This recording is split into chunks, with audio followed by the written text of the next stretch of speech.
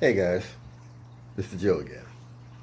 So, I want to talk about software, DAWs. But before I do, I think I want to tell you a story. Okay? I had a conversation a while ago with my oldest brother. He can be very obnoxious, but he's very intelligent. Um, Extremely opinionated and highly argumentative, but very intelligent. So, the conversation started off with me asking a question. Him and my youngest brother went to IT school, and they built their own computers. I wanted to know what did I need to record my music onto a computer. I used to have a Tascam 246 Porter Studio, but the days of audio cassette tape are over. So the question was, how do you record live instruments onto a computer? Well, the obvious answer was you need software. Computers run on software. Then the argument began before my next question. The argument was, why are you looking for something that you have no idea of?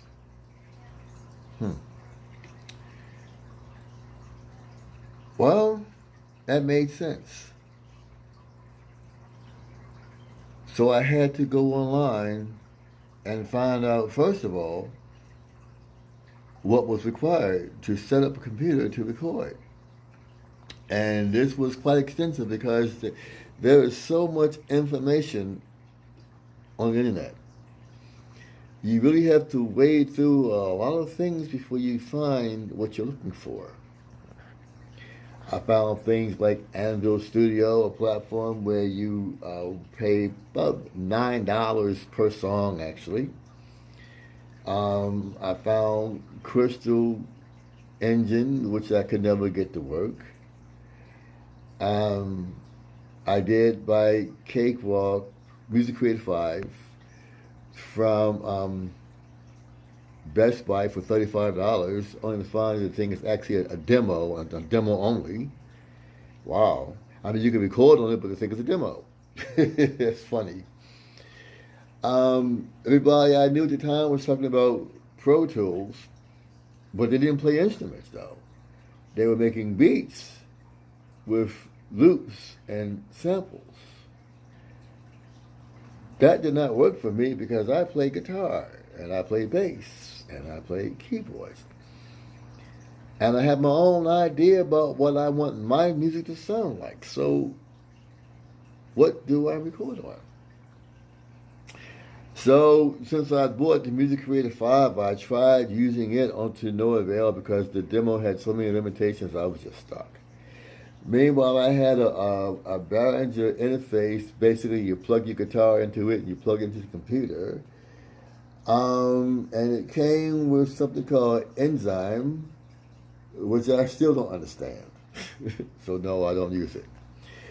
So back to square one again. Well, this interface was only for the guitar, but also had a bass guitar, it also had a keyboard. So if this device is only for the guitar, then what did I have to record everything else? I find this website called Audio Fanzine, and they're talking about audio interfaces from the cheapest to the most expensive. Well, along the way, another conversation popped up, and it was for a USB mixer. PV6 USB mixer. It had just been introduced to the market, and I happened to buy it the same day I saw it. And much to my surprise, a disc came with it, and this disc had a DAW on it. Reaper. I had never heard of it. I never seen it before. So I insert the disc into the computer, and the software opens, and to my surprise, wow.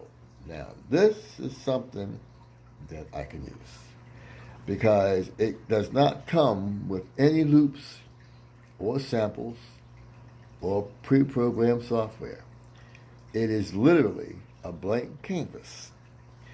But I tell you what, the beauty of this canvas is that it will host a lot of other software, and by plugging a second computer into the mixer and a controller into a second computer, I can play these other softwares on one computer and record on another computer. I think that's brilliant. So back to my brother.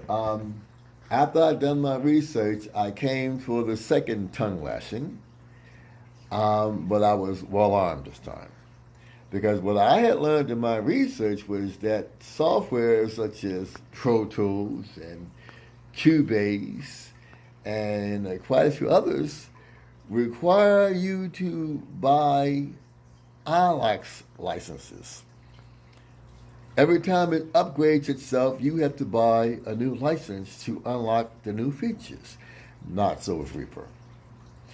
Well, the argument was getting pretty strong till I ended the argument by informing him that I had come to realize that 95% of the software on the market is to me the same equivalent of having to hire an attorney.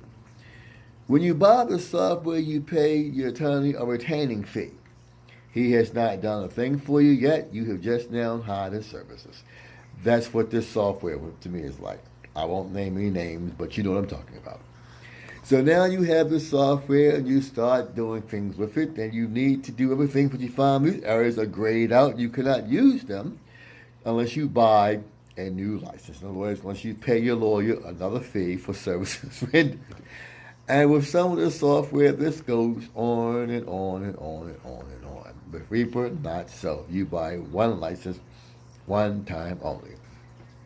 This is not a shameless plug for Reaper. Reaper is a software that I've been using for the past 10 years. I live by it. I have read many arguments online. I've even entertained some various ideas, but at the end of the day, for me, it is Reaper. In my next video, I will show the software to you, so stick around.